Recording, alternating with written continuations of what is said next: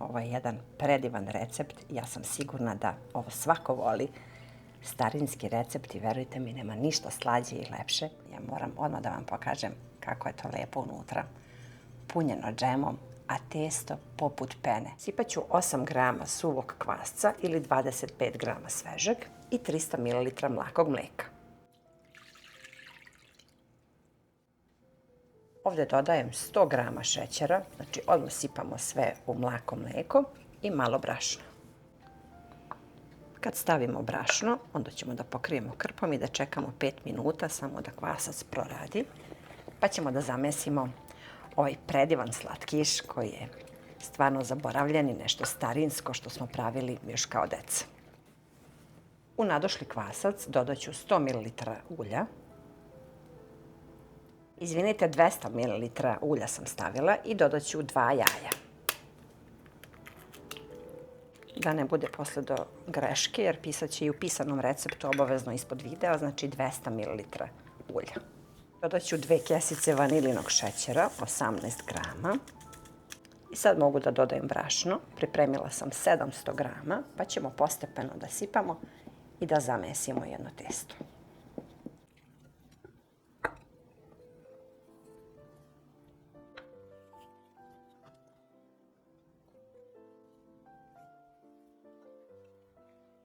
Evo testo kako je lepo, tako se lepo umesilo, uopšte se ne lepi za ruke i miriše na vanilu, tako da je dovoljno 700 grama brašna.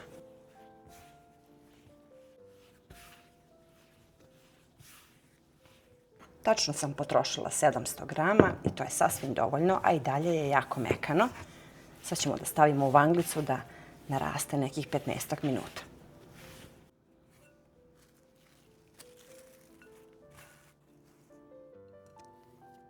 I sad ćemo da podelimo na 5 jednakih loptica.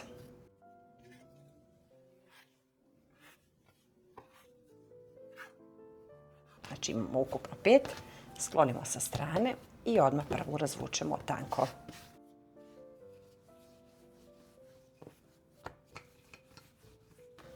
Evo ovako, to je znači otprilike skroz tanko, onoliko koliko može da se razvuče ova kora, ali što tanje to bolje. I sad je potrebno da isečemo na 8 malih truglića.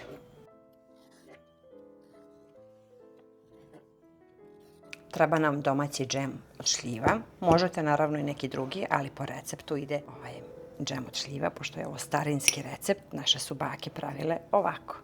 Stavljamo po punu kašičicu na svaki truglić. I sad je najbolje za ove kiflice, za ove kolače, da sklopimo sa strane, preklopimo taj deo, stisnemo i onda lepo oblikujemo kiflicu, jer ovo su ipak kolači, znači nisu one slane kifle, pa da nam budu oni krajevi ćoškovi, ovako je puno lepše. Samo je bitno da ušuškamo i da lepo umotamo. Razvučemo da dobijemo jedan lep oblik ovako.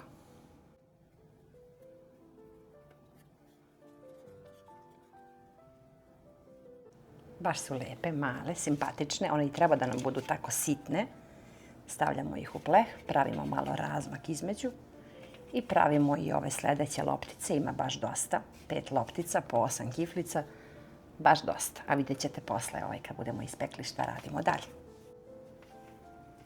Pošto u moje svesci, odakle je ovaj recept, a to datira još od moje majke ili bake, ne znam ni ja sama, znači toliko je star da uopšte nema na koliko se stepeni peče, tako da ja ih pečem na 180, da znate, a reći ću vam na kraj koliko sam ih tačno pekla.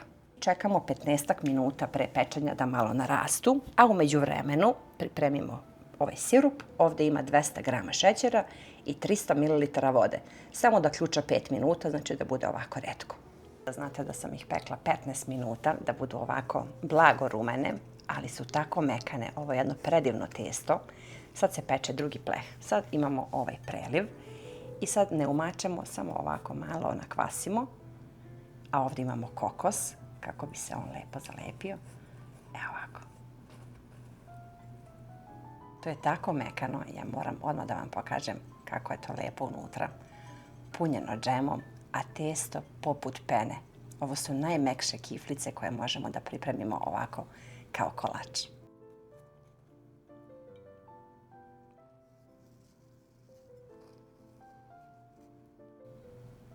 Predivno mirišu na kokos, a tako su mekane. Ovo je jedan predivan recept. Ja sam sigurna da ovo svako voli.